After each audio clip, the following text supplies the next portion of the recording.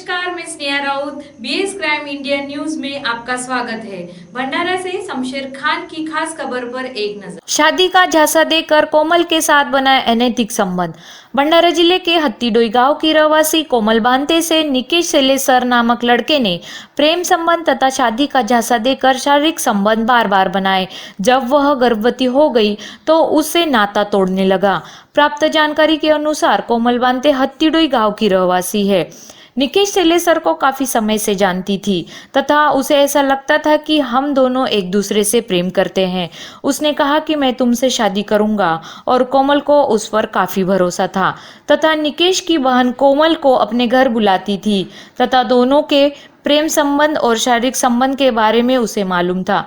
कोमल को जब यह पता चला कि मैं गर्भवती हूँ, उसने निकेश को बताया, लेकिन निकेश ने इस बात को नकारा। इसलिए कोमल ने अपने प्राण देने की ठान ली और उसने जहर पी लिया। इसकी जानकारी परिवार को पता चलते ही परिवार के लोगों ने कोमल को दवाखाना भेज दिया।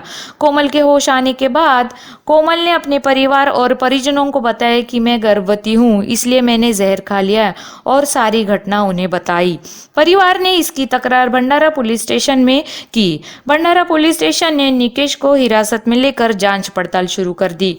कोमल का ये कहना है कि झूठा प्रेम संबंध और शादी के वादे कर मेरे साथ बार बार शारीरिक संबंध बनाए। ऐसे व्यक्ति पर कठोर कार्रवाई होनी चाहिए और मुझे न्याय मिलना चाहिए। यह सारा बयान B S crime India news office में स्वयं आके दिया। नाव सांगा तुमचं. कोमल रामभाऊ बनते, राहणार कुठला? हत्तीडोई, पोस्ट मोदुरा, तहसील जिल्हा भंडारा. कोणती घटना घडली तुमच्यासोबत? काय झालं आहे व्यवस्थेने सांगा. त्या मुलांनी मला का नाव आहे मुलाचं? निकेश प्रकाश सेडेसर. कुठच्या रहिवासी आहे तो? हत्तीडोई. काय झालं होतं?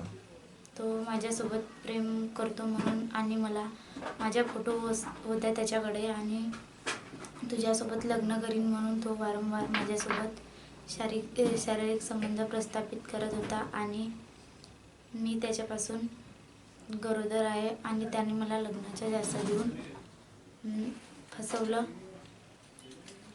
त्याच्यापासून मी पॉयझन घेतलं होतं. आणि केव्हा घेतले होते पॉयझन? कशामुळे घेतले होते पॉयझन? कशासाठी घेतलं होतं पॉयझन? त्याला मी सांगितलं की मी आता 5 महिन्याची प्रेग्नेंट आहे, तर मी का करू सांग. त्याने म्हणलं मला तुझ्याने जो बनते तो करून टाक.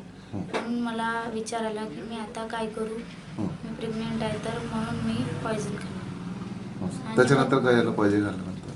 मी त्याच्यानंतर हॉस्पिटलमध्ये 9 दिवस भरती होती.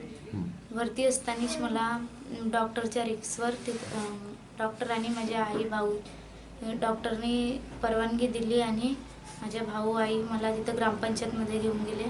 ग्रामपंचायतचे सर्व सदस्य, सरपंच वगैरे आणि तंटामुक्तीचे अध्यक्ष वगैरे तिथे उपस्थित होते. त्यामध्ये त्यांनी लिहून दिलं की हा बाळ माझा आहे आणि मी हिच्यासोबत लग्न करीन 25 तारखेला.